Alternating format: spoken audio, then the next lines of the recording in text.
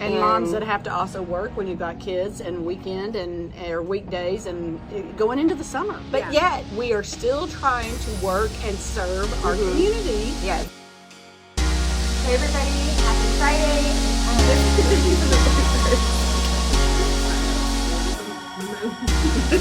Mortgages and mimosas. Yes. There we go. Cheers. Well, it is Officially summer. officially summer. Can you believe it?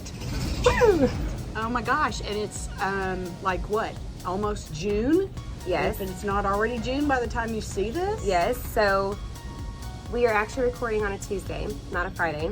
It's a And we're Tuesday. actually like also recording because we have like life's just been so whatever. So we're just kind of like winging it. Memorial Day was this last weekend. So here we are on a Tuesday, and we just worked all day, and then we said, hey, we need to have a drink at, where are we? We're at Tejas Food Supply on the square in Georgetown. Yep, yay, So, Georgetown. Yes, so we're enjoying our drink. Cheers. So, our topic today is not going to be necessarily about mortgages, but it's going to be more about, now that we're coming into the summer, it is about moms that work from home or remote, either way, whichever way you look at it. And moms that have to also work when you've got kids and weekend and or weekdays and going into the summer. Yeah. So it's kind of for me to also ask, I mean, out there, like, what are moms doing with their kids? I mean, summer camps are expensive. Just 2 of my kids going to camp this summer, like they're doing like a 4-night thing. It was $500 per kid. So it's $1,000 right there for them to have this summer camp for just 4 days. And so it got me thinking, like, what are other parents like? Because we still have to work, you know, like whether it's 8 to 5 or our job, it's, you know, 24/7, I feel like. Well, and think about all the sports camps, the summer camps, the 2-a-days that are going to come up at the end of the summer, and all of the things that your kids get to a certain age, and you're like, okay, do I need daycare? Do I not need daycare? Right. Do one babysit for the other? Yeah. And then when they babysit for the other, then you've got to balance all the other stuff, and then you've got to make sure that you're all set by the time the end of the summer comes to make sure that you're all set for school. Like, this is not, it's a transition period. Very much so. My oldest is 15 and my youngest is 7. So my 15-year-old technically can watch my 7-year-old, and it's me saying, please entertain her, put her in front of a TV all day. Today actually was our first kind of official day of summer since Memorial Day was yesterday, and she made slime at home, homemade slime, which I was really grateful that she was trying to be creative. But then when I got home, it was glue, it was shaving cream, it was all of these things, and she had actually asked one of our neighbors if they had any glue that they could bring over, and I was just like, oh my gosh, what is going on in my house? But yet, here we are. Of course, my kids are a little bit older, but I do have a grandbaby that I thought that I was going to babysit at 8 this morning, but didn't, and is over at the house probably now. But yet, we are still trying to work and serve our community with the mortgages and what we do. Yes, absolutely.